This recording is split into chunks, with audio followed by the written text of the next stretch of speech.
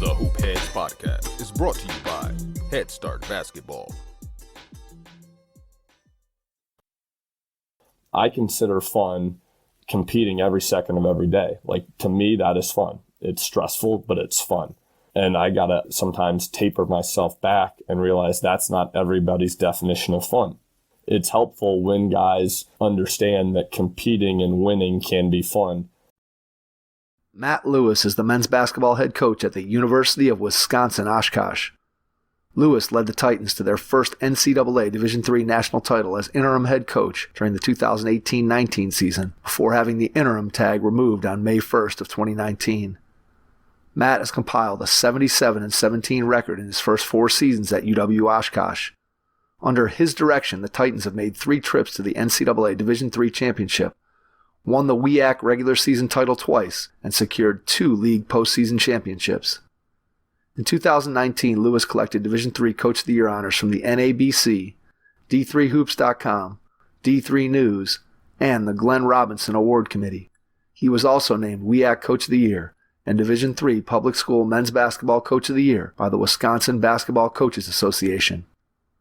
Before accepting the head coaching position at UW-Oshkosh, Lewis served 6 seasons as the Titans' top assistant. He began his coaching career as an assistant men's basketball coach at Rhodes College in 2010. Matt also had coaching internships with Cornell College and NCAA Division I Tulane University, where he was the director of basketball operations from 2010 to 2012. Lewis played his college basketball at Cornell College in Iowa from 2005 to 2010. He was an American Rivers Conference first-team selection in 2010, when he also received Cornell College's Sportsman of the Year award. Hey Hoopheads, anything is possible this March with our partners and friends at Dr. Dish Basketball. Their Dr. Dish shooting machines are undoubtedly the most advanced and user-friendly machines on the market. Get a huge $2,000 trade-in discount on a new machine in March when you trade in any old Dr. Dish machine. Learn more at drdishbasketball.com and follow their incredible content at Dr. Dish B-Ball on Twitter, Instagram, Facebook, and YouTube. Mention the Hoopheads podcast and save an extra $300 on the Dr. Dish Rebel, All-Star, and CT models. Visit drdishbasketball.com for details. That's a great deal, Hoopheads. Get your Dr. Dish shooting machine today. Hi, this is Adam Sestaro, boys head varsity basketball coach at Highland High School in Medina, Ohio, and you're listening to the Hoopheads podcast. If you're looking to improve your coaching, please consider joining the Hoopheads Mentorship Program. We believe that having a mentor is the best way to maximize your potential and become a transformational coach. By matching you up with one of our experienced mentors, you'll develop a one-on-one relationship that will help your coaching, your team, your program, and your mindset. The Hoopheads Mentorship Program delivers mentoring services to basketball coaches at all levels through our team of experienced head coaches. Find out more at hoopheadspod.com or shoot me an email directly, mike@hoopheadspod.com. Follow us on social media at hoopheadspod on Twitter and Instagram, and be sure to check out the Hoopheads Podcast Network for more great basketball content. Prepare like the pros with the all-new Fast Draw and Fast Scout. Fast Draw has been the #1 play diagramming software for coaches for years. You'll quickly see why Fast Model Sports has the most compelling and intuitive basketball software out there. For a limited time, Fast Model is offering Hoopheads listeners 15% off Fast Draw and Fast Scout. Just use the code HHP15 at checkout to grab your discount, and you'll be on your way to more efficient game prep and improved communication with your team. Fast Model also has new coaching content every week on its blog, plus play and drill diagrams on its Playbank. Check out the links in the show notes for more. Fast Model Sports is the best in basketball. Have a notebook handy as you listen to this episode with Matt Lewis, head men's basketball coach at the University of Wisconsin-Oshkosh. Hello and welcome to the Hoopheads Podcast. It's Mike Klinzing here without my co-host Jason Sunkel this morning, but I am pleased to be joined by the head coach at the University of Wisconsin-Oshkosh, Matt Lewis. Matt, welcome to the Hoopheads Pod. Yeah, thanks for having me on. I'm always excited to talk a little hoop, so I appreciate the invite. No problem. It's been a long time coming. I know that we've had your former assistant Casey Korn on a couple times, and excited to be able to dive in with you today. I want to start out by going back in time to when you were a kid. Tell us a little bit about your introduction to the game of basketball and some of your first experiences that you remember. Yeah, first, thanks for having Casey on a couple of times I listened. Those were great episodes. I'm a little surprised you needed me after talking to him. Yeah, I remember playing basketball way back as a little kid. My brother I have one older brother, and he would get the opportunities to go and play, and I wasn't quite old enough to, and so I remember going and hanging out and watching him play, and growing up. We grew up in a part of Illinois. I'm a small town Illinois guy, and where we grew up, basketball was huge. We grew up around some really good high school teams. I remember watching those teams play as little kids, and just you had enough hoops around you, high level hoops, that you grew a love for the game pretty quickly. And so I just was fortunate to grow up in a community, looking back, that really appreciated basketball, and that really fed just my desire to play it. I was never a very good player by any stretch. Our high school teams actually got worse as I had to play more. But looking back, I think where I grew up had a huge impact on who I am today. And I know it did from a basketball standpoint, from a person standpoint. So I'm very pleased with my experience with the game of basketball as a young kid.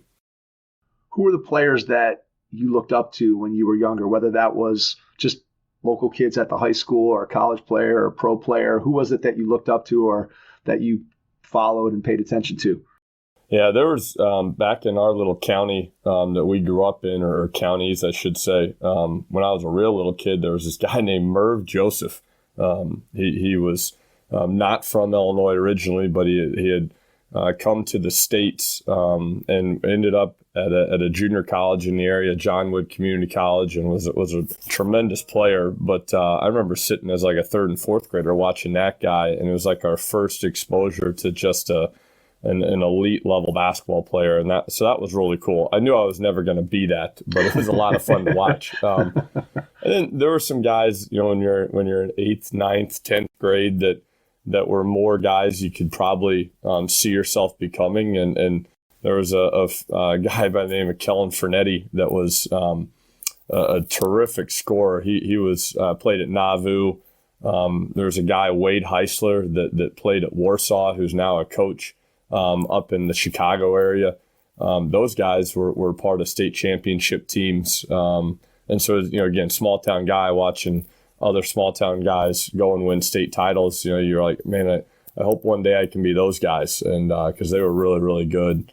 And then I was just fortunate to get to play kind of underneath some of those guys at Southeastern, where I went to. There's some really good players, the Bringer brothers.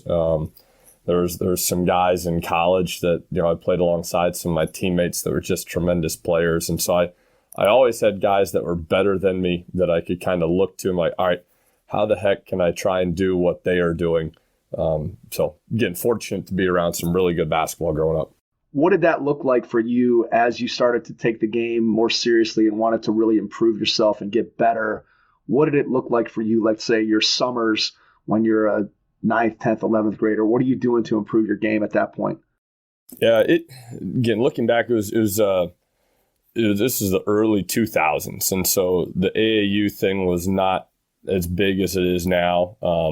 We just played a ton of basketball with our high school team, whether it was on the JV or the varsity. We would go and play 30 to 40 games with our high school team in the month of June. And so that was our big month. We'd play 4 or 5 nights a week at different leagues and shootouts. And so that's how we got better as a team. And again, fortunately, we had some coaches that were very, very invested in it and invested in us. And then probably the thing I was luckiest to have was my dad was a farmer. And so he had flexibility, given the specific time of year, some more than others. But in my small community that I grew up in, the high school principal just gave us a key to the gym. And so at 10 o'clock at night all summer long, I could go to the gym with my dad and shoot. And it didn't result in me being able to shoot very well. I could rebound because I missed a lot, and it was just he and I in the gym. But that's probably one of my best memories of basketball in high school was anytime I wanted to shoot, I could just walk in the gym with my dad and shoot. And now I didn't really know what he was sacrificing at the time, but now my mom has made me aware of, especially in the spring when he's planting, or in the fall when he's harvesting and I'm getting ready for a season, he'd be getting up at 5 a.m. and he'd be getting home, just in time to take me to the gym and shoot. And then he'd go home and sleep for a few hours and he'd go right back to the field. And so I was pretty lucky that I got that experience with my dad. It's kind of amazing when you look back on experiences like that.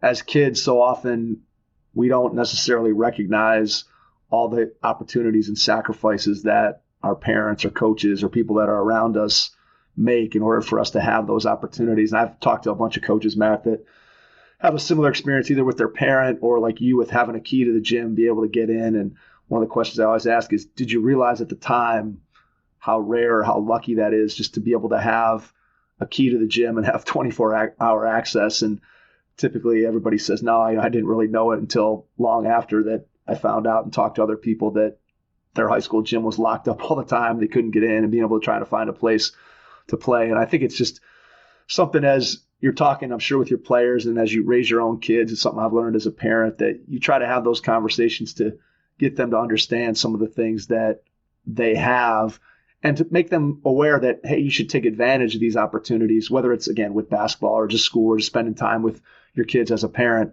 To me, those things are really, really important. It's something that as kids, we don't always recognize. And I think it's important for us as adults to be able to pass those lessons on to our players or our children.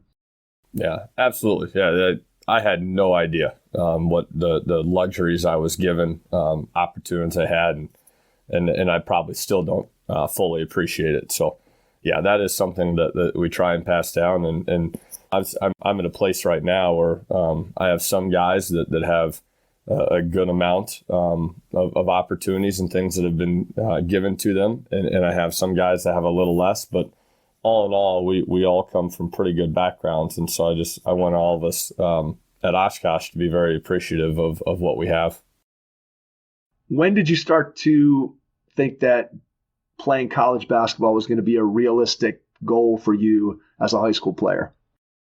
Yeah, I kind of grew midway through high school. I ended up being 6'4", and I thought at 6'4" I'd be, tall enough, big enough, athletic enough where I could play somewhere. As a kid, 4th, 5th, 6th, 7th, 8th grade, I was like, all right, I'm gonna play at Kansas. I had gone to a bunch of Kansas basketball camps. I'd drive over there. My mom would toss me in the car, and we'd go spend a week in Lawrence, Kansas, and go to the week-long camps back when you had week-long camps. And like that was the dream. And it didn't take me very long in high school to figure out I was nowhere near that level. And so then we started figuring out, well, what other college basketball is out there? And we found this thing called Division III. There's a couple schools down by where I grew up, Monmouth and Knox and Illinois College. And, so I sort of knew what it was, but not really. And there was guys going to those programs. It was like, I'm not as good as those guys, and they're going to play Division III. And so there was still a little hesitancy, but eventually when I grew and I started having a little success in high school, I was like, I think I could play at a Division III school. And so that's where I really started focusing my attention, junior and that summer going into senior year was how can I find an opportunity at a Division III school? And so what did that look like, you finding that opportunity? Was that you reaching out to programs and coaches? Was that them finding you? What did the process look like?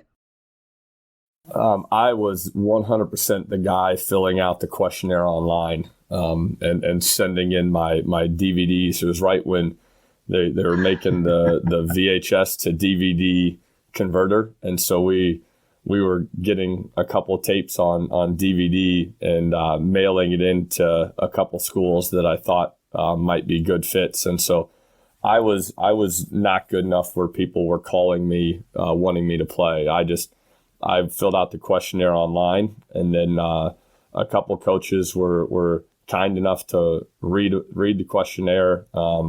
I found out that the one gentleman I chose to go and play for, Mike DeGeorge, he was at Cornell College where I ended up. He actually never watched the film that my mom so meticulously put together and mailed in. But he took a shot on a 6'4" kid, and it ended up being a great experience for me. But yeah, it's part of the reason that anytime I get an email from any kid, I don't care if it's a mass email, a personalized email. If I get an email from a kid, we're going to follow up on it, because I was that guy that filled out the questionnaire and was firing off emails. And I want to take the time to make sure that we look through all those people that take the time to reach out to us. So when you show up on campus, sight unseen, after a coach not having watched your film, and obviously you get down the road a little bit further, and I'm sure you had a lot more contact with the coaching staff as you're in that recruiting process. But what do you remember about stepping on campus for the first time, both from a student standpoint, but also just from a basketball standpoint, the adjustment that you had to make? Yeah, the very first day we moved in, Cornell is a small liberal arts college in Mount Vernon, Iowa. It's a special place. We had our introductory meeting that day as all the kids moved in, and there were 16 freshmen on the basketball team. And everybody's looking around the room like what the heck are they doing? 16 of us. I'm sitting in the back going, I'm just happy to be one of the 16 guys. And so I think I had a unique perspective. I was happy to be on the team, quite honestly, that first year. And I learned so much. Mike DeGeorge is now a head coach at Colorado Mesa Division II. They were in a regional final game this year, one game away from the Elite Eight, and he's a tremendous coach. And so I learned a ton. Starting with the very first day of practice, he started doing closeout drills, and I came from a small high school with great coaches, but we never used the word closeout. So he's like, hey, we're going to do closeouts. I'm like, what the heck is he talking about? And I had the exact same experience, Matt. Oh my gosh. I went to it, and I went from my high school. Again, I had good coaches. We had a lot of success. And I showed up for my first day of practice at Kent State, and they started talking about closeouts. And I'm like, well, I guess this is something that I got to learn. Not that once just putting the term to the action, right? Oh yeah. We played a decent amount of zone and man, and I'm like, okay, I think I'm supposed to get my hands up and probably get there. And so I quickly got to the end of the line and started following the other guys that knew what they were doing, which is still something I think about as a coach. I remember that experience, like, all right, you didn't know what you're doing, so you got to the end of the line and you tried to get a visual. And so that's something I try and get our young guys, like if they don't know, take a couple reps on the baseline and watch and learn, and then try and hop in there and do it. So my first year was just all about trying to learn basketball at as high a level as possible, because my high school coach was phenomenal. Like I think I learned, more about just what it takes to be a great teammate and a leader from my high school coach, Greg Bisher. He did a phenomenal job. And then in college, I really started learning a lot from Mike DeGeorge in terms of motion and man-to-man. And so that freshman year was a great year for me in just terms of learning. Going into school, what was your thought process in terms of where you wanted to go career-wise? At that point, was coaching at all on your radar?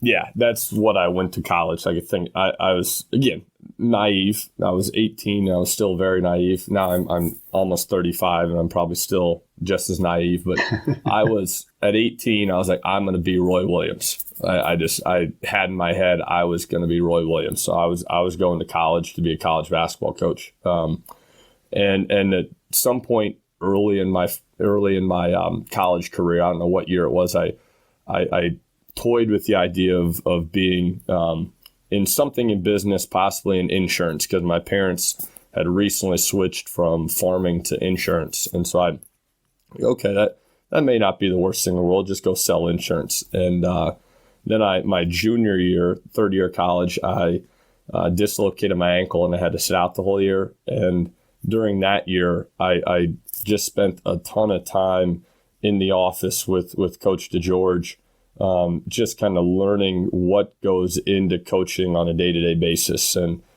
after doing that for several months, finally getting back healthy, going into my fourth year of college, I was like, yeah, I'm going to coach college basketball. Like that's what I'm going to do. So I thought I was going to be a coach. I took a step back, I'm like, nope, insurance. And then I quickly realized, nope, that is not me. and now I'm coaching college basketball.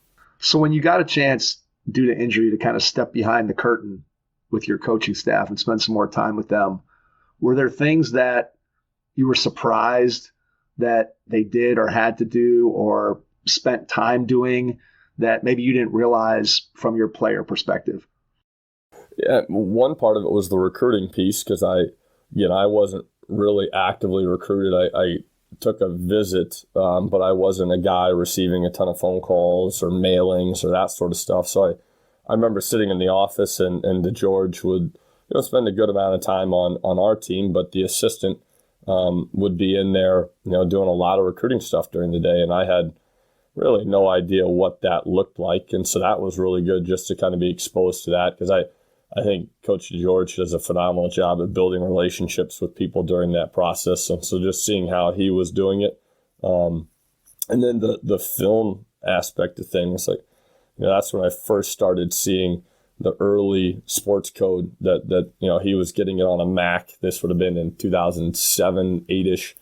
I'm like, what is this program? And so he started talking about that just a little bit. And, again, I don't think players realize just what we do all day long. I think some, and I know I did, we practice at 3:30. So DeGeorge is probably hanging with his kids in the morning a little bit. He had young kids, and then he, maybe he gets a workout in, and then he plans practice for 45 minutes and off we go. I didn't realize probably the amount of time he was putting in until I sat in that office for a couple months. And so it was good, just good exposure that year. What was your process for, maybe you didn't even have one, but as you're thinking about, I want to be a coach, and you're sitting in the office and you're obviously learning things and you're getting to observe, did you write things down? Did you commit stuff to memory? Was it just more you were absorbing just by being there? Or did you have a more formal system for sort of putting things together like, hey, I could use this later as I become a coach? I was not that organized. No way. I learn best, I think, from like reading and watching. And so I know I was just kind of doing that a lot. But I still, at that point as a 20, 21-year-old, you're like, okay, I'm going to be a college basketball coach. But I probably didn't fully realize what all I could have been doing in that year to log some of that stuff. I still have, the program philosophy that DeGeorge used and several of the things that we had in our playbook. Like I've still got that sitting in my office here at Oshkosh. So I kept some of that stuff that I thought would be valuable, but really it was just kind of being around those guys day to day and seeing the interactions that I probably took away the most. And then they started prepping me for like, all right, what do you need to do these next couple of years to try and get yourself an opportunity? And so that we spent a good amount of time talking about like how to get your foot in the door somewhere. And what was the advice they gave you in that area? One was, I just go work as many camps as you can. At that time, that was one of the best avenues was just going and trying to get in front of people at camps. And that still is a really good thing. If you can get to a camp and work one. It's like an in-person interview for a week or 2 weeks, however long you're able to do it. So that's legitimately where my opportunity at Tulane came from was Andy Fox, who's now at Vanderbilt. Andy was at the Citadel back in the day, and Andy had played at Cornell just prior to DeGeorge becoming the head coach there. And so Coach DeGeorge knew Andy. And he called Andy up and just said, hey, I've got a guy here that wants to coach college basketball. Is there any way he can work at camp or do something with you guys? And Andy said, yeah, sure. Fly on down to Charleston and work camp for us. And I was able to fly to Charleston for 2 summers and work camp with them. And I spent a couple weeks on the couch in the team room and that legitimately was how I got my first opportunity at Tulane, because those guys had seen me, in person for a few weeks for some summers, and that eventually gained me enough trust with them that they took me to New Orleans right after I graduated college. They got the job at Tulane, and so that camp experience allowed me to be somebody on their list of free help that they would take with. So you were the director of ops, correct? Yes. Yep. So what did that look like for you? Because you can hear a lot of different descriptions of what the day-to-day operations are of somebody who's that director of ops, what they do. So what do you remember? What was it that you did day-to-day? I know the answer is probably a million things, everything, but just tell us a little bit about what your day-to-day was like as the director of ops at Tulane. Yeah, the experience for those 2 years, I don't think I appreciated what I was going through really until I was the head coach my first year here at Oshkosh and was juggling a million different things. And I look back and I was like, okay, as a 23, 24-year-old kid, I had to juggle a million different things every single day. And so I think I appreciated that experience once I became a head coach. As I was going through it, there would be some days where I'm sure I was just cussing everybody around me, like, just hating life. And then there'd be some days that were awesome. And I think it's a tremendous experience. And legitimately, I probably shouldn't have had that job. Ed Conroy was the head coach, and he was a young kind of up and coming guy, and he had a ton of success at the Citadel, which he just got rehired there again yesterday. Which is awesome to see him get to go back to his alma mater and coach. But, for him to hire a 23-year-old guy who had no Division I experience, had been a Division III player, and he's hiring me at a mid-major program as he's trying to build it. Again, I don't think I realized how lucky I was. And so I'm very appreciative of the opportunity he gave me. And it was just a ton of, you'd wake up and you had a list of things you had to get done. And by lunch, there was a million other things you had to get done. And not very much of it was basketball, as that position is, much more of an administrative role. But again, I was exposed to basically everything else that went into a team except for the on the court. And so I was able to take away a ton from that experience and apply it to, everything you do as a head coach at our level currently. And so I'm just very appreciative that Coach Conroy and the assistants there gave me the opportunity. What was something that was eye-opening, different from your experience at Cornell in a Division III program to you go to a Division I staff? Obviously, you have more people on staff. There's a different level of play. But beyond that, what are some things that stood out to you that were different from the experience that you had at Cornell versus what you stepped into at Tulane? Yeah, I think we were very, very competitive at Cornell. Like we had a group of guys that were wired to compete, and I think it resulted in us having really good success for where we had started out at Cornell. But when I got to Tulane, there's a different level of like heightened awareness of what you're doing every second of every day, because you may only get a few years to have success. And if you don't, you could all be out of jobs. And so that was a little different shock for me. And maybe, some guys at Division III feel that, but at our level, there's not quite that on us. And at Division I, there's a pressure to win or possibly lose your job and your family's out of a home type deal. And so I just think that was kind of a shock to me, because you don't really know it until you're living in it, where you're like, okay, we've got to start winning games, or we've got to start finding a way to get kids in here that can compete at a high level and win. And so that was a little bit of an eye opener for me. But I just think the level of knowledge. Doug Novak was the assistant coach at the time, the top assistant, and he was like the offensive guru, and he still is. Like, he's very well known. He just did a year as the interim head coach at Mississippi State women's basketball, and Doug knows the offensive side of the game better than probably anybody I've been around.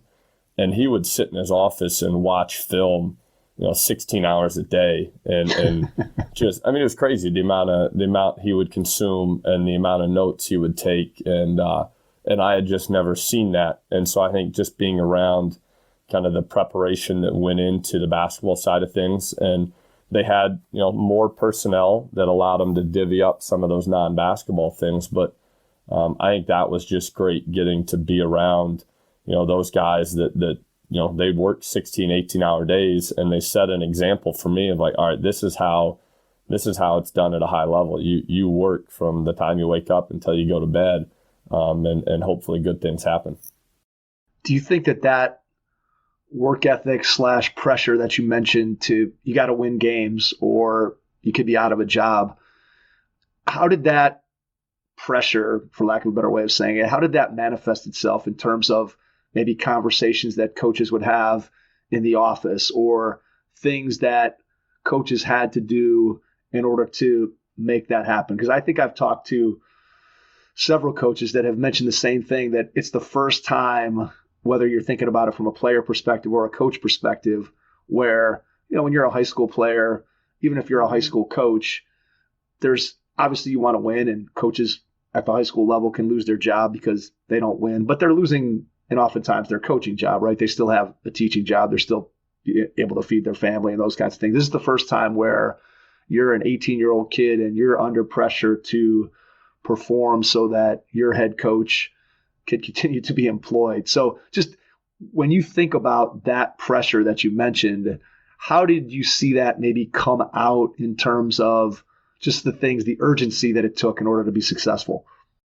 Yeah, I think there was probably just some more, maybe more highs and lows. Like when you won, it was an awesome thing. When you lost, it was, there was just a roller coaster at times. At least that's what I felt like personally. You just, when you I remember beating Georgia Tech at home, and you're riding very high, and then you go on the road in conference and you lose at Rice, and you're at a low because of it. I think our head coach, Coach Conroy, and the assistants did a really good job of managing it. They had all been around it, and now they're all being very successful at other places. And so I think they did a really good job of managing it. As a 23 and 24-year-old, I was, every single day, I was, there were days I was really happy. There was days I was really down because of it. And I think I've gotten a little bit better at it as I've gotten older. But you can't let yourself kind of ride that roller coaster that sometimes pressure can put us in. And I was, as a 23 and 24-year-old, I was definitely riding the roller coaster. So did that experience at Tulane, how did that impact your career plans moving forward in terms of you come up through the Division III system as a player, you get that behind the scenes look at what it was like to be part of a Division III coaching staff when you're sitting out injured. Now you're at Tulane, you get the Division I experience. Did that impact your career decisions moving forward, or is it more just here's where the opportunities ended up coming and that's sort of how you ended up in Division III? Yeah, I knew after 2 years that I wanted to be on the court. At Tulane, we did everything by the book. I was not on the court at all for anything. And at that time, that's what ops guys, you weren't supposed to be on the floor. And so we were by the book. And after 2 years, I was like, I want to coach. I want to be on the court. I want to, truly get involved in the recruiting and get involved in film every single day and scouting reports. And so after 2 years, I was searching for an opportunity, and I knew, I was pretty aware at that time of just how difficult Division I assistant jobs were, and so I didn't have like a pipe dream of, all right, next fall I'm going to be a D1 assistant. I just kind of realized that probably wasn't the path for me. I looked into it, but I also was very aware of, I loved my Division III experience. Like there's something unique about this level. And so I was very open to coaching at Division III and going back and being a D3 assistant to start. My family had all moved to Wisconsin. And so I grew up in Illinois. They moved to Iowa. Minnesota, and then they live in Neenah, which is 15 minutes from Oshkosh. So as I was searching for an opportunity, I wound up in Neenah as I was job hunting, and Pat Yuckham, who was the guy I worked for 6 years at Oshkosh, he's now the head coach at WashU in St. Louis, one of the premier Division III institutions. He called me up and said, "Hey, I heard you're in Neenah and you want to coach D3." I said, "Absolutely." And he goes, "Well, I'm at Oshkosh." And I looked it up on a map and it was 15 minutes from Neenah. And I was like, okay, I guess I can do that. And so I think that experience in Division I learned so much from it. And one of probably the biggest things I learned was I was open to coaching at any level, because I thought at that point basketball was basketball. And so for me, I loved D3 and I didn't care about levels anymore. It's like, I'm going to go find a coaching opportunity. And it just wound up to be at UW-Oshkosh. And fast forward 10 years and I'm still at Oshkosh. So I was really lucky to get the start that I had. Seems like you found the right place. Yeah, I got very, very lucky when Yuckham called me, and I found out. Now I'm still very close with Mike DeGeorge, who coached me my first 4 years at Cornell. Mike had called Yuckham and said, "Hey, Lewis is up in Neenah, and he's searching for a coaching gig. You should probably hire him on." And so that was the reason Yuckham called me. So looking back, I got really lucky that Mike picked up the phone call and picked up the phone and called Yuckham.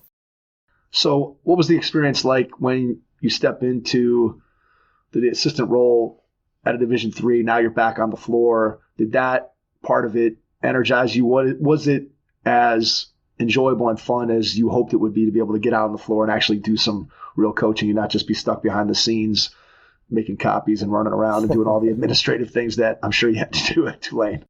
Yeah, it was incredible. Like just getting to be out there. Now it's, again, it's a little different at D3 where we're only there from mid-October to, hopefully March if you get to play in March. Otherwise you're back in the office. And so I have found that I don't mind the administrative stuff. Because I think if you do some of the administrative stuff at a championship level, you can gain an advantage within your program at our level. And so I don't like shortchange the things I have to do on a daily basis from March until mid-October when we're back in season, because I do think that can be a big advantage for us. And I know I learned a lot of that at a high level from my Tulane days. But being on the court was special. And Yuckham was phenomenal. Like, he and I shared an office my first year. I was a part-time guy. He paid me through camp a little bit, and so we shared an office. And that first year, just again seeing what he does on a daily basis, the way he interacts with people, I think he's one of the best I've been around at just human interaction. And so just watching his interpersonal skills was a great learning experience. And then getting to be on the court where he fully trusted me to have a voice. And part of it is we were not very good. When Pat got the job and he hired me on, they had gone 0-16 the year prior in conference play. And the league that we're in is one of the best D3 leagues in the country. And so that first year, if I said the wrong thing, it probably didn't matter. And I'm sure I said a lot of things that were wrong, but Pat just let me speak and kind of find my voice. And he did that for 6 years while I was the assistant. So it was awesome to be on the court, and then to be around a guy like Pat that let me speak freely and openly and confidently. Did you take that lesson learned when you got the head job in terms of how you allowed your assistants to take control of things in practice and to be able to delegate? Because I know that's one of the things that when we talk to head coaches at any level, so many of them say that, especially in their initial opportunity as a head coach, that delegation piece is really, really difficult because you just have had this vision in your head of what you want your program to look like and how you want to do things, and that to be able to cede that control is something that's really difficult initially. And then coaches say, the better I get at it, it actually turns out that the more success I have because I've empowered these people that I've brought in because I believe in what they do and who they are and what they bring to the table. but it's oftentimes, especially early on, hard. So did you learn that lesson right away, or how difficult was it for you to delegate once you got the head job to allow your assistants to have that freedom that you felt like you got when you first got there? Yeah, I'm a control freak, and so I struggled with delegating, no doubt. That was one of the pieces of advice I got from Coach Conroy back when I was a young guy trying to figure it out. Was he goes, you need to delegate and trust people, and because I was, trying to do everything, and it led to me not sleeping very much. And so my first year as the head coach, I knew I wanted to be what Pat had done for me. Like, I wanted to be that trusting and just turn things over, give responsibility. And we had Casey Korn, who you've had on the podcast. I've known him since he was 18. He was in that room at 16 with me at Cornell. We were in each other's weddings. Like, we know each other very, very well. And when I became the head coach, I hired him, and I knew I was going to get a guy that I could absolutely trust.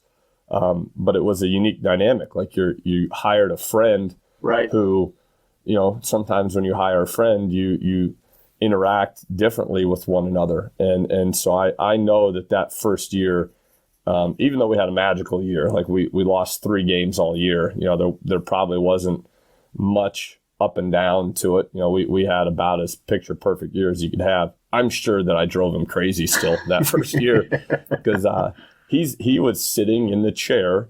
Now we rearranged the office because we had a second full-time assistant that year, Ben Stelzer, who's now at Michigan Tech. So Ben and Casey shared an office, but those guys are sitting in the office that I had for 5 years, and doing a lot of the tasks that I used to do, and I, at the school that we're still currently at. And so I did have all right, this is how I used to do it, and I need to not try and control it and make it look exactly like how I did it. And there's a great quote, and I'll forget who said it, but it's like, don't tell people how to do something. Let them surprise you, essentially. And so I tried to, as I've gotten further along in my head coaching career, I've tried to do that more and more. We're just like, just let these guys do what I trust them to do. They don't have to do it exactly the way you did it while you were the assistant.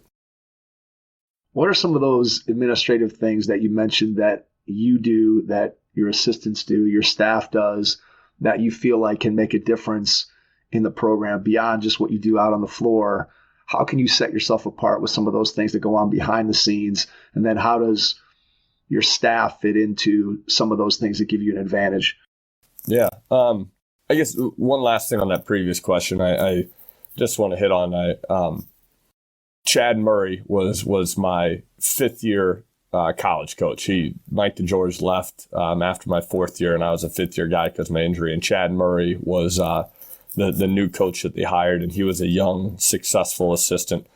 And so I think, being an older college player with that gentleman who was coaching for the first time and kind of growing through that together, I love Chad Murray. Like, the guy pushed me and challenged me as a 5th year senior, and I loved it. And now he's having a ton of success at Pacific Lutheran.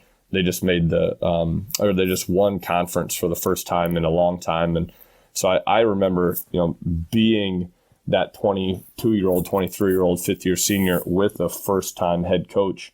And Chad gave me a great vision for how to do it. And so that played a big role too when I switched over to being a first-time head coach. But from an administrative standpoint, we try and be very organized. There are some things I'm not great at from an organizational standpoint, and my assistants try and help me, but we just try and be very organized and on top of stuff so that things don't all of a sudden jump up and surprise us. We didn't forget to do, this, that, the other thing. Like, we've got it very detailed and organized so that we can kind of stay on top of all the things that could come up and be a stressor in season. And at a place like Oshkosh, we do have to fundraise like crazy. And so I think we do a pretty good job of fundraising.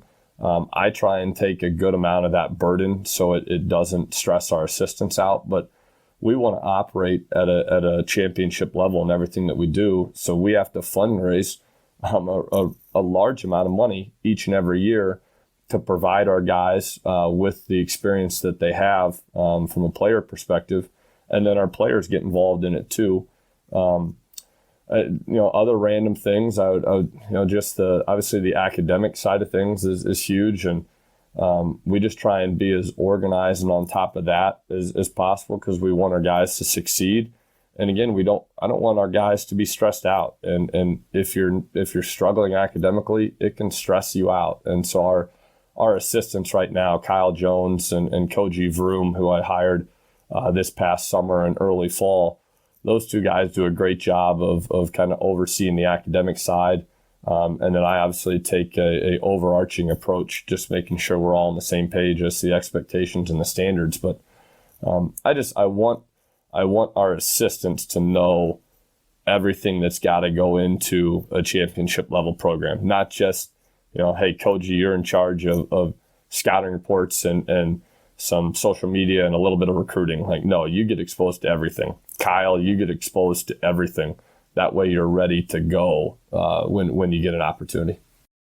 Clearly, that's something that a lot of coaches, sounds like yourself, that prioritize not only allowing your staff to contribute to the program where they are now, to your program, but also part of your responsibility is to be able to help them to develop so that they eventually can have an opportunity, if they want to be able to move on and be a leader and be a head coach and head up their own program. I think that's something that as a head coach, if you can do that and you can give your assistants, as you said, that opportunity to spread their wings and have a hand in every single thing that you do in the program, that's clearly one of the advantages when we talk to coaches, the difference between being sort of on that Division I track versus being on the Division III track, where on a Division I staff, if you're a young guy, you may not have nearly the number of different responsibilities. You don't necessarily get your hands like your experience where you're not on the floor, you're not recruiting, you're not writing scouting reports, you're in the office, you're getting somewhat exposed to those things, but you just don't have the hands-on experience like you do at the Division III level. And I think that the best head coaches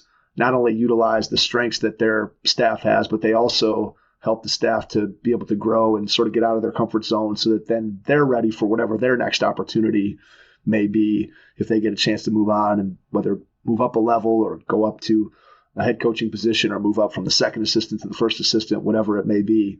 I want to go back to what you said, though, about fundraising. When you're talking about fundraising, give people an idea of what does that mean? Are you reaching out to alumni? Are you reaching out to local businesses? What does it look like fundraising for a Division III basketball program? Yeah, everything, anything. I mean, like I don't know how transparent I'm supposed to be. Our operating budget is not great. It just kind of, it doesn't get you nearly what you need at our level. And I want to be able to operate where you basically, if you think you need something to be successful, you don't have to say no to it. If our assistant tells me that we need, this new film thing, or we need to do this for recruiting, or, hey, coach, we need to haul off and go to this spot, and I need a rental car and a hotel for 2 nights. Like, if we need to do something, I want to be able to do it. So we try and fundraise $80,000 to $100,000 a year, which is a significantly larger sum than our operating budget. And so, we try and run massive camps in the summer, and there's a lot of pressure to have really good camps.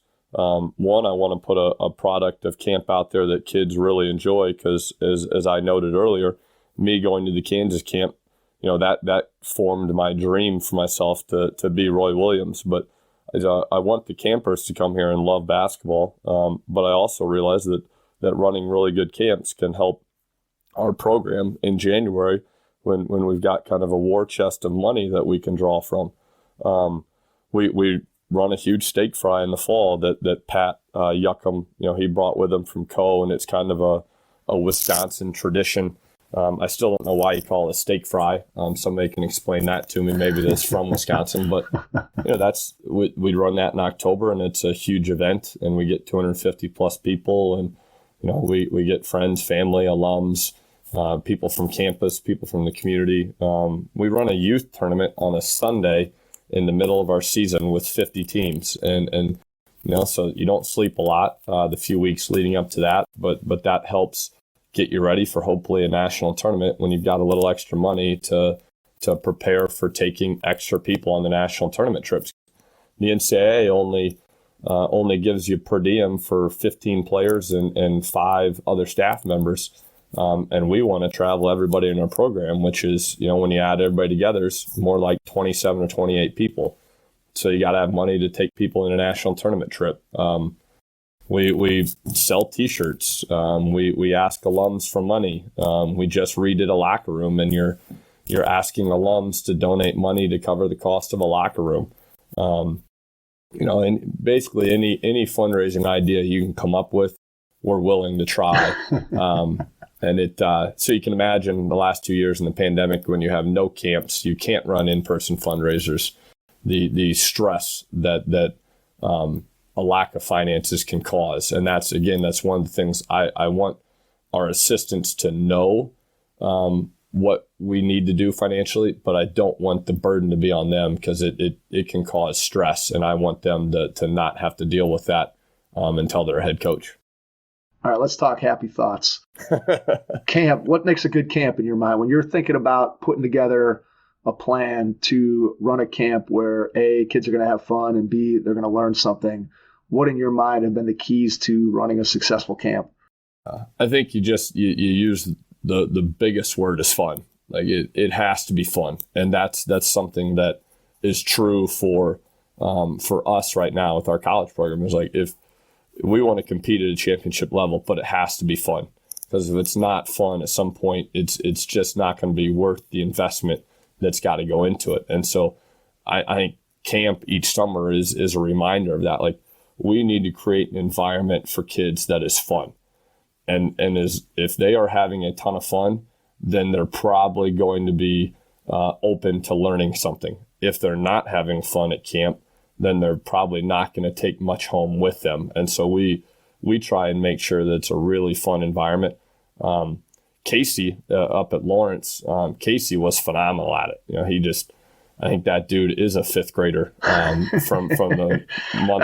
That's an important part of the mentality. Yeah. There's no question about that. So I think that's number one. And then okay, we've created a fun, safe environment, and now what can we teach them that sticks and they can take home with them and hopefully continue to grow. And we face that wide range at camp where you've got some kids that have played absolutely zero basketball. They're showing up for the first time ever, or they've played a ton, and that could be within the same age group at the same basket. You just have no idea. And so we really try and keep it simple, but allow that simple teaching points to be expanded upon depending on the skill level of the hoop. And we really work with our players who coach the baskets. Like, hey, you need to make sure each kid you've got at your basket is learning the appropriate skill level. Like, if we're working on shooting, and this young man or young woman has not shot a basketball before, then you need to work with them on smaller, simple things that they can take with them. If this kid over here has 2 hoops at home, has been shooting since he was 3, well, then you need to crank it up for that kid, but you're going to have to do it at the exact same time. And so really, that's probably pretty similar to a college basketball practice like we just described. I didn't know what a closeout was, but my best friend in college, who ended up being our all-time leading scorer, he sure as heck knew what it was. So he could probably be taught at a little faster, higher level than I could on day one. And so I think it's all applicable, no matter the age level of basketball. Have fun and teach something that people can take with them. Do the majority of your players stick around for at least a couple weeks of camp, or how does that work? Yeah, we'll run a big team camp in June where it's high school teams, and all of our team will come back and work that. That's a fundraiser. Our guys don't get paid; they just got to come back, but they spend 72 hours together running that thing. And then we run camp in July and August, and we'll get a good amount of our guys that will come back and work that camp. And then the fortunate thing we got going in Oshkosh is we have a lot of kids from within a couple hours of Oshkosh. And so some of those kids, they live close enough where they're just always around in the summer, or some of those guys get jobs in Oshkosh. We live in a great area. Northeastern Wisconsin, the Fox Valley is special. And so they'll just choose to live here. And we've got over the summer a lot of guys around. And then those camp weeks, we get even more. Those incoming freshmen will come and work camp and get exposed to, kind of what we do, get exposed to campus, start building relationships with their teammates. So those camp settings, apart from, building relationships with kids and teaching the game, fundraising, it also just helps you, just from a building your next year team. You can really hit the ground running if you run good camps in the summer. Absolutely. You've mentioned a couple times providing your guys with an experience as part of your program.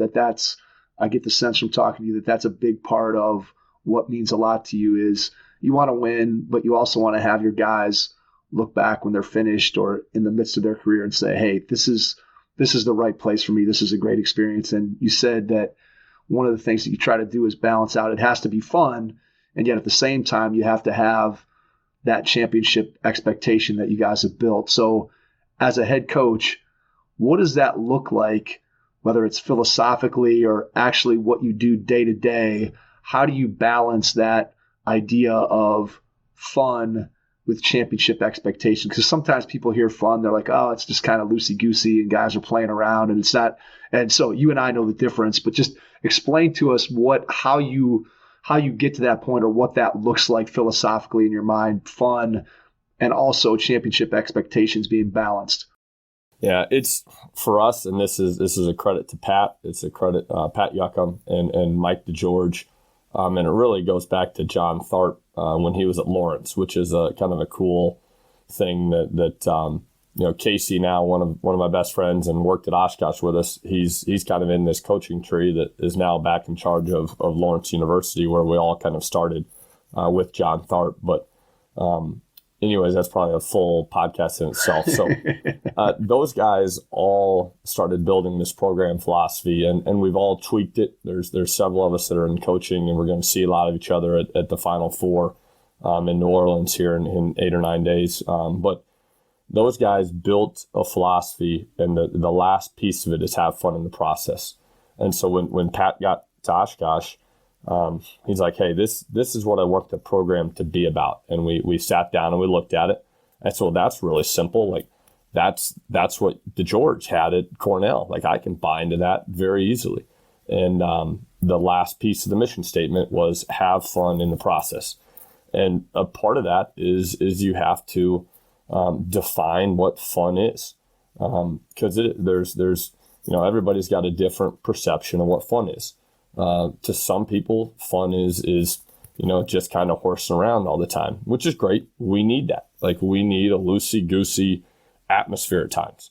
When you get into the national tournament, you probably actually need a little bit more of that than you do in October. It just, depending on the time of the year, determines how much of that kind of looseness you need. But you need guys that are enjoying it every single day. There's people that, like myself, I consider fun competing every second of every day. Like to me, that is fun. It's stressful, but it's fun. And I gotta sometimes taper myself back and realize that's not everybody's definition of fun. It's helpful when guys understand that competing and winning can be fun, because that's a big part of what we're doing too. Is winning is fun, and so we try and win and enjoy our wins. And then you just try and do things that guys remember and take away as fun. We go and play a very competitive schedule and take fun trips. Like next year we're going to Aberdeen. Northern State is hosting 4 of the best D2s, D3s, and NAII programs in the same building for 2 days, and we're going to play 2 really, really good teams. And our guys are going to love that trip. We're going to spend 4 days together, probably 3 or 4 nights in a hotel, play 2 really good teams. They're going to love that.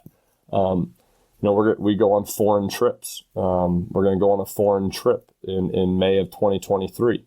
We do it right after the season rather than, some schools, a lot of Division I's, a lot of scholarship programs take those trips in August to kind of get a jump start on the upcoming year. And I know if I did that, if I took a team in August, I would not be fun to be around because I'd be so concerned about the upcoming year. Right. If I go in May, I can kind of block out the 15 turnovers versus an Italian team that's pressing us and not worry about it because I know that the next day we're going to go check out some site, and that's really what the trip's about. So those trips are a blast. I think it's just an overall approach. Like we want our guys to enjoy being around each other, being around us, our program each and every day while they're here.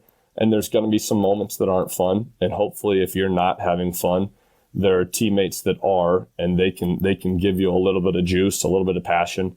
Because ultimately, like, we've got a philosophy. I could take you through 2 hours of our program philosophy, and our guys get bored with me when I do it.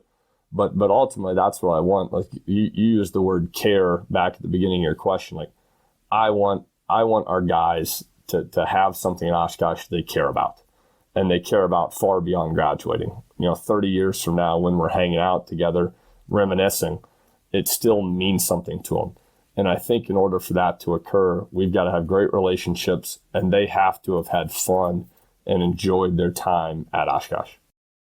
What does that relationship building look like for you as a head coach? Because obviously it's different for a head coach than it is for an assistant coach. As an assistant coach, it's much easier to be that sounding board, whereas when you're the head coach, everybody knows you're the guy that ultimately determines whether or not a player gets on the floor, and sometimes that can make that relationship piece of it a little bit more challenging. So what do you do day to day to make sure that you're building that relationship with your players so that you can have that experience in the moment during the 4 years the player's with you, but also you can have that moment 5 years later, 10 years later, 20 years later, so that relationship is solidified and the player knows it's about more than what they can produce for you on the basketball floor?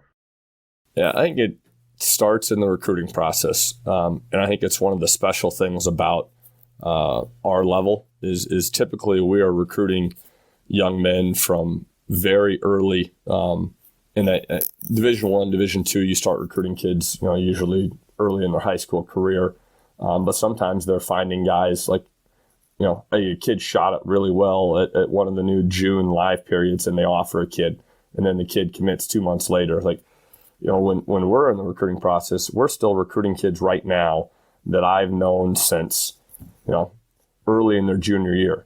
And I've been able, because there are very limited rules on contact, I can go and watch a kid play 12 times in person and interact with a ton. And so I think when you can see a kid that much in person in the recruiting process, it helps start building that relationship.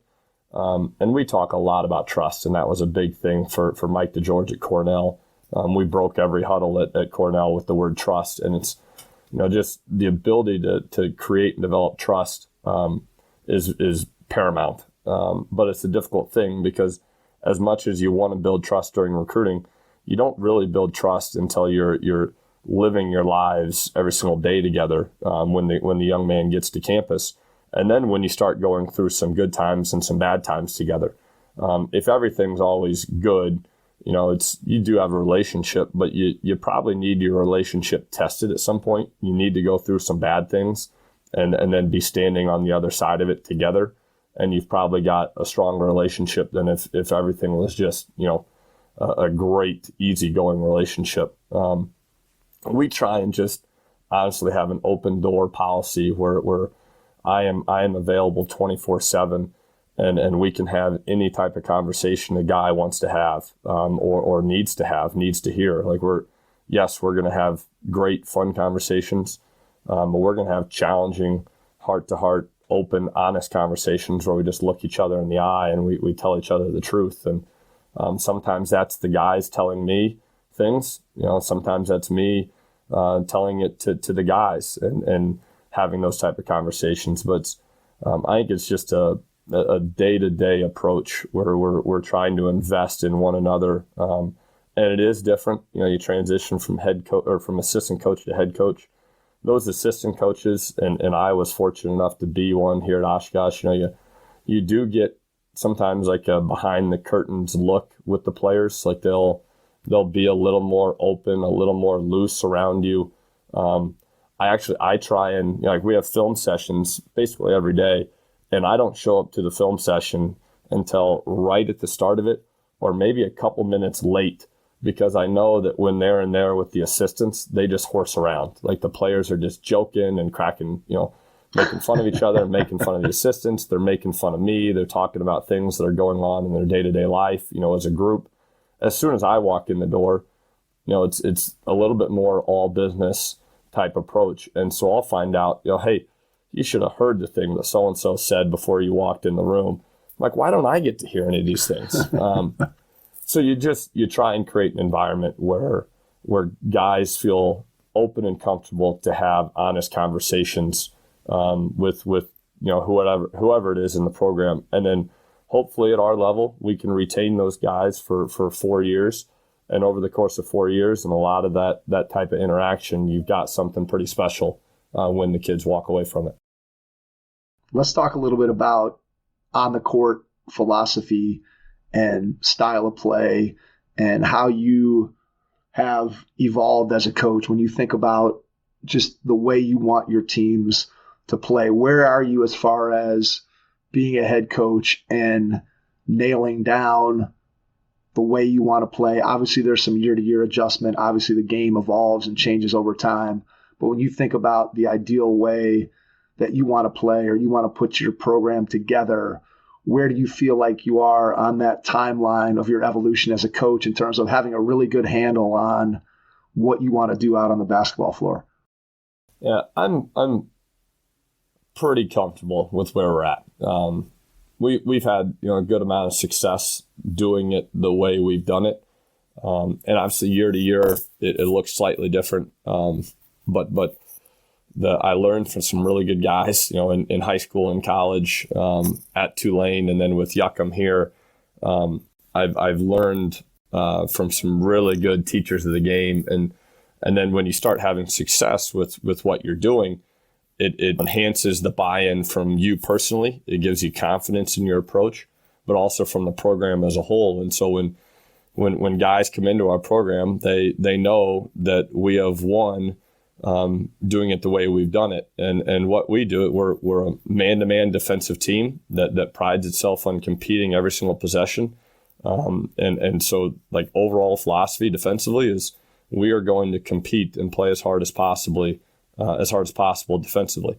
And, ball screen coverage will look different depending on our personnel, the other team's personnel.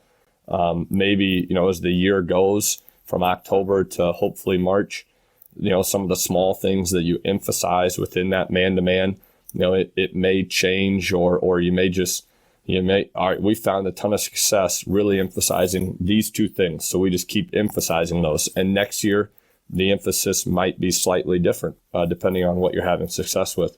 But we've had a lot of success with just playing competitive man-to-man. And then the older guys can teach that to the younger guys as they come to the program. And then offensively, we're a motion team, and we try and relinquish control. And again, I said I'm a control freak, and I control a lot of things, or I've gotten better at it in terms of like what we do day to day, administrative stuff, that sort of stuff. On the court, I want our guys to have complete autonomy and freedom. I just want them to play. And so I try and stay out of the way. We teach them, concepts and how to play with one another, how to create advantages, how to play off advantages, what a great shot is, that sort of thing. But when we play, just go play. And so I think we called in the last 2 months of the season, outside of baseline out of bounds, we may have called 5 plays. Otherwise, the guys just play. And we spend more time like focused on, all right, how's the team guarding us? What can we talk about in timeouts about, how to possibly, like, hey guys, this is what they're doing on off ball screens. This is how they're defending a ball screen. This is how they're defending the post. And we can spend a ton of time, how are they trying to attack us on the defensive end? And it's a style of basketball that I think is really fun for our players to play in. It's really fun to coach. And then I think it's difficult to prepare for if you're opponents, because it's just guys out there making decisions with and for one another. And then it requires guys to be selfless, great teammates. Because if guys aren't willing to help each other create advantages and play off of advantages, if they're selfish dudes, motion doesn't work very well. You need a bunch of guys that are selfless. All right, so when you're in a game situation, obviously as a coach, you are ceding a tremendous amount of control over the game to your players, which in reality, even if you're a coach that tries to control everything, you probably have a lot less control over what goes on in a game anyway. But philosophically, you're turning that game over to your players. So that leads back to the preparation that you have to do in practice in order to help your players to understand how to make the right decisions in the dynamic environment that is any basketball game. So what do you do in terms of practice design to help your players to make good decisions? You mentioned about understanding what's a good shot, what's not a good shot. And in the course of doing that, how do you balance them making mistakes, maybe not reading the situation the way you would want it to be read in practice, allowing those mistakes to be made and not constantly having to be talking and correcting every little thing. So I think all those things kind of go together, and you have to cede control to the players in the games and let them play. You have to rely on the fact that you've taught them and you've given them opportunities to be in those situations in practice. And then you as a coach, you have to let them work through mistakes. And yet at the same time, you have to be able to coach them to help them through and understand decision-making and taking good shots. So just maybe take me through, I know it's a long-winded question, but just kind of take me through the practice philosophy and how that translates into what you see from them in games. Yeah, absolutely. In practice, we try and play a ton. And I know that's a popular thing and continues to grow. So is just playing as much as possible. And I think that's huge when you're trying to get guys just to make decisions and read and react to one another. So we try and play a ton of 2-on-2, 3-on-3, 4-on-4, 5-on-5. We try and play a ton of late game situation stuff. And it stinks. This year we were 23-4, and I think our 4 losses it was a combined like 9 points or less or something like that. And so we lost some really close games, but we won a lot of really close games too. And so we try to, in practice, put our guys in those situations as much as possible. Just play a ton of late game situations. And then ultimately, like when our guys are playing in practice, when they're playing offense specifically, I try not to speak a ton to them. Like if there's something I feel like is a good teaching point, I'll mention it. If we're turning it over too much, I'll mention it. But I'm not like trying to overanalyze every single possession offensively, because I just want guys to be able to play and not second guess themselves and look over and like, all right, what is coach going to do after this possession's over? So I just want them to be able to play. Now it's something you got to keep reminding yourself as a coach is to shut up. But I ultimately, I just spend so much more of my time focused while the ball is in play, focused on the defensive side. That way I'm not worried about what's going on offensively. And then I think the best teaching tool from the way we play, apart from just playing, is guys watching themselves. And so watching, we film majority of practice. We can go back and watch that practice film with guys. We can watch offensive clips from games, no doubt. And if there's things that need to be addressed, like if a guy is taking shots that we don't like, there are very few guys that I will call out in front of a group, because very few guys respond to that. It's much more of a, hey, let's meet one-on-one and let's discuss shot selection. And usually when we have that type of conversation, there's going to be statistical evidence that backs it up. And all right, if this shot's not great for us, well, what's a better option? Well, man, you've got a crazy assist to turnover ratio. Let's have even more assists. Or so-and-so who's over here is shooting 43% from three. Let's get that guy another look. Or if you put the ball in the lane this is the type of things that happen to us a few passes later, or just so we try and have those type of conversations that are more constructive in a one-on-one setting. And I think when you have those type of conversations that are one-on-one, open, honest conversations, it helps with the in-game stuff, because now all of a sudden in a game, I can just look to a guy and go, hey, that was a great decision. That's what we had talked about. Or, hey, let's come to balance right there. Or, hey, in the post, you need to be a little bit stronger because, they're guarding you this way, which we talked about yesterday. And so I think it helps with the in-game communication when you have those constructive conversations in a non-threatening environment, because so few people respond to the public challenging. Some guys love it, but not a lot of people do. That's one of the biggest changes, I think, over the last 35 or 40 years in coaching, right? It's just the philosophy across the board. It used to be that challenging somebody in public, that was a huge piece of coaching when I was a kid. And now that has basically been, I don't want to say completely eliminated from the game, but certainly what you just described is what most of the coaches that we talk to, when they talk about trying to help their players get better, they're not talking about blasting them in practice in the middle of a 15-player practice. They're talking about, again, pulling them to the side or getting them in the film room or talking to them in the office or having a side conversation where the players are going to more likely be receptive to it. And also they're going to listen more and they're going to focus on the message as opposed to, hey, I'm being embarrassed here. And so it's just interesting how coaching has changed and shifted. And you mentioned being able to use film with your players. How much film do you use with, how much time are the players spent formally watching film? Now, obviously, players can go and grab stuff on their own, which is clearly one of the benefits of not having it all on the old school VHS tapes and DVDs like we talked about earlier, that they can access it anywhere and anytime they want. But how much film do you guys watch together as a team? And then how much time do you have those little small individual meetings where you might pull a guy in and show him 2 or 3 clips that, hey, these are things that you're doing well, or these are some things that we'd like to see you improve on? Yeah, we watch film every day as a group. We'll literally, if we have practice, even game days, we're watching film. There are some days where it's longer. I may go 45 minutes. There are some days where it's really short. You may go 10 minutes. We try and be mindful of what the team needs at that moment. As we get deeper into a year, we watch more film because we're on the court less.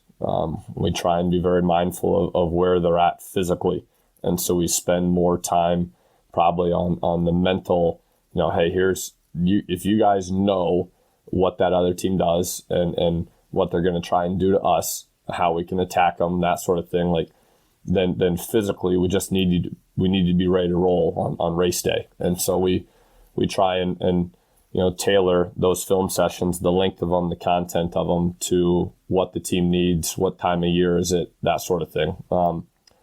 We watch, I try and do individual sessions.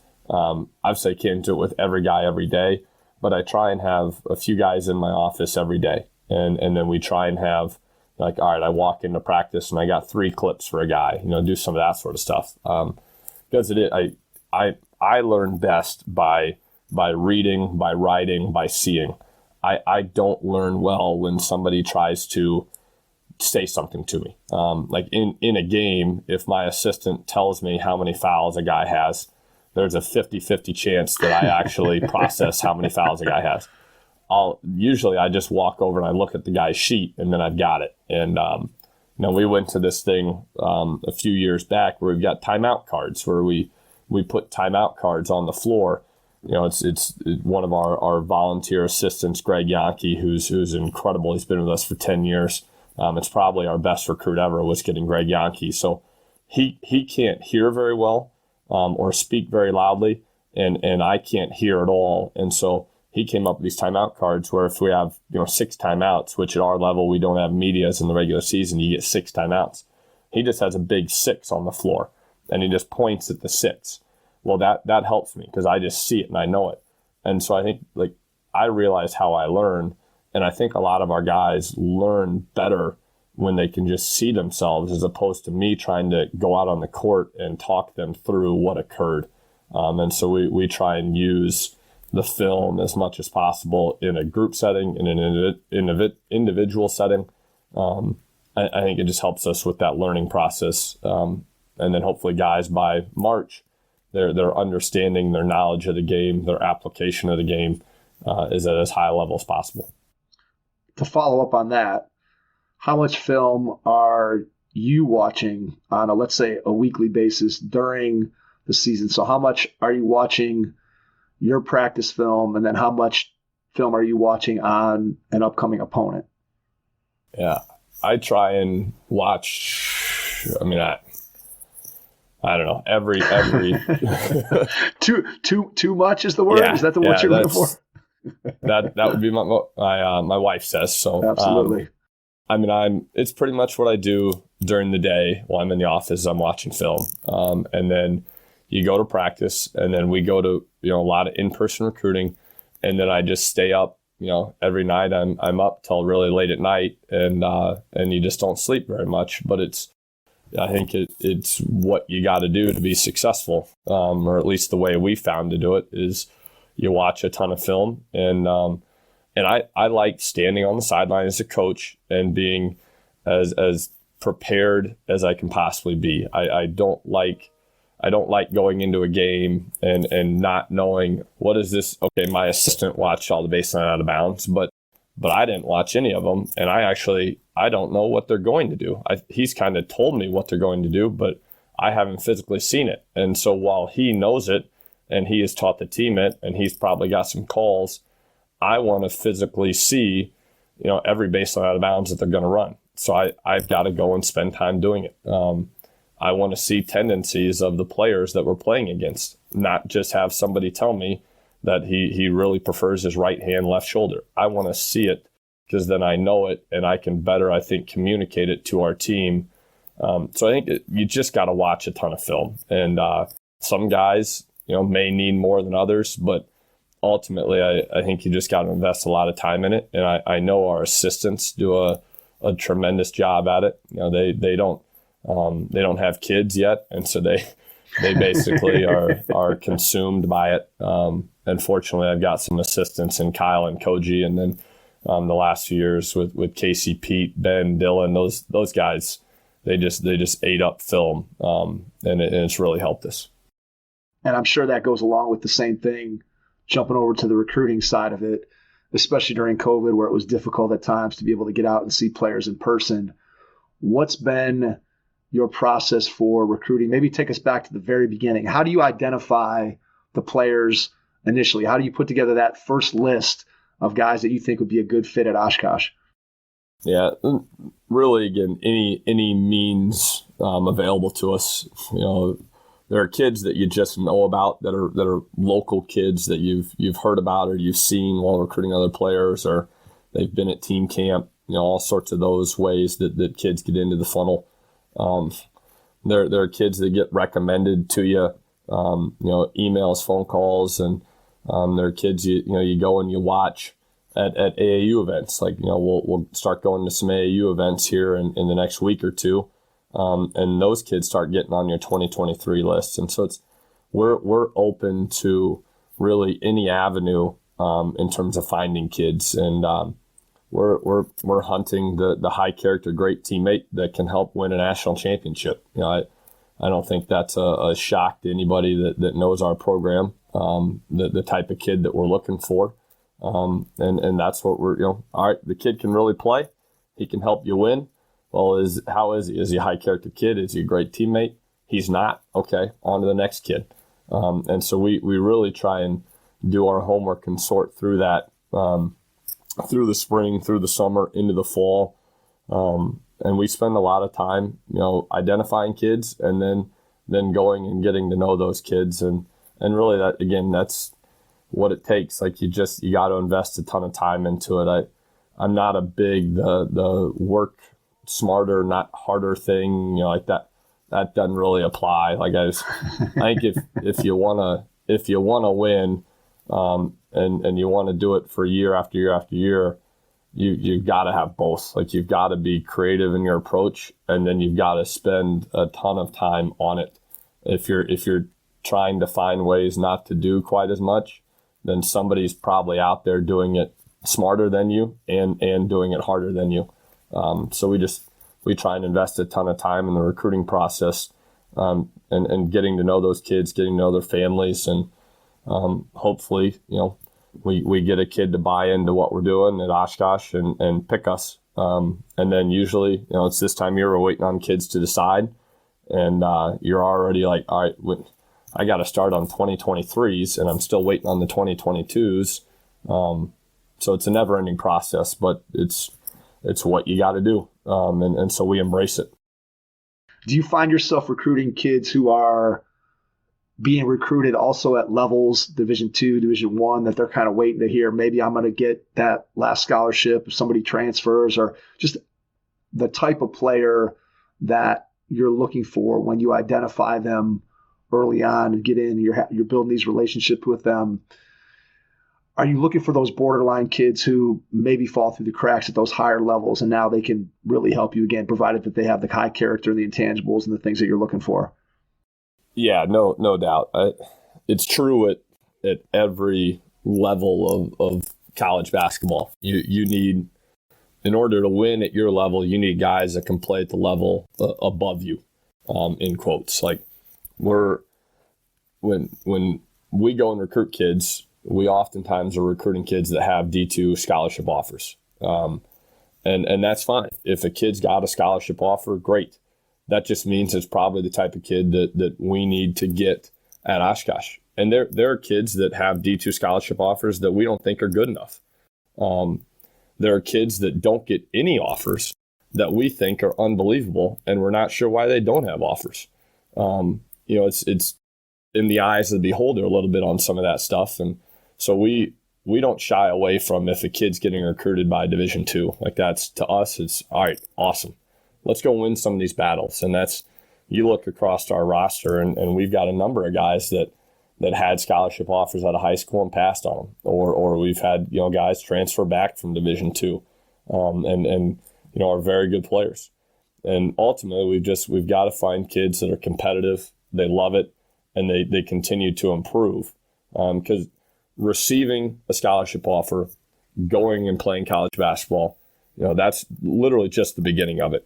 And nobody cares once you start. Like, if you commit to Oshkosh, all your friends are going to be fired up for you, and then nobody's going to care 3 weeks later because it's summer That's break. So true. Right? That's so true. Same thing with, all right, I got a scholarship. I committed to a scholarship school. All of a sudden, you graduate high school, and no one cares because your high school is moving on to the next group. And it's really all about what you do when you get to the school you're going to, and the experience that you have personally.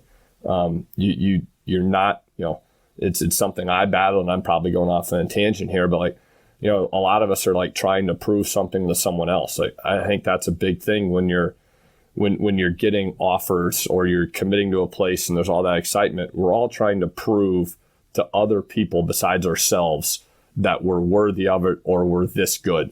When really it's just go to a place, have fun, build relationships, compete, continue to improve, win, graduate, and look back and go, man, I made the right choice.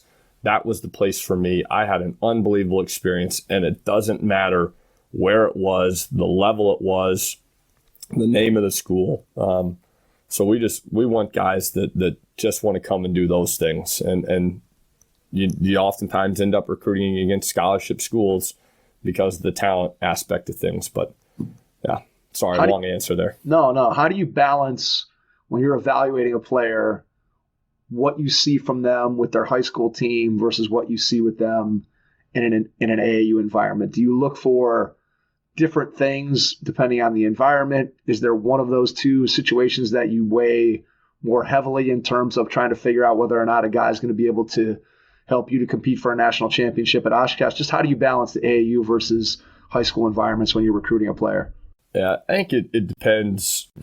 Every situation is a little different. So it depends on each kid and the situation. There are some kids that, legitimately have never won at the high school level. Like their team just hasn't been very good.